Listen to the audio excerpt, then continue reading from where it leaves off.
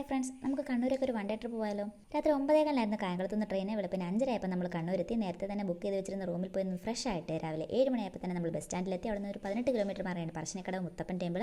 അവിടെ പോയി രാവിലെ തന്നെ പോയതിനാൽ നമുക്ക് മുത്തപ്പനെ കണ്ട് അനുഗ്രഹം വാങ്ങാനും സാധിച്ചു. അവിടുത്തെ പ്രസാദമൊക്കെ കഴിച്ചു. പിന്നെ അവിടെ ചെറിയ ചാർജിൽ നമുക്കൊരു ബോട്ടിങ്ങിന് പോകാനും സാധിച്ചു. തൊട്ടടുത്ത് തന്നെയാണ് വിസ്മയ അമ്യൂസ്മെന്റ് പാർക്ക്.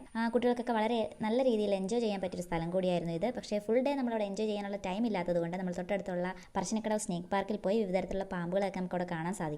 വീണ്ടും തിരിച്ച് നമ്മൾ കണ്ണൂരെത്തി. അവിടെ സെയിൻറ്റ് ഏഞ്ചലോസ് ഫോർട്ട് കാണാൻ പോയി.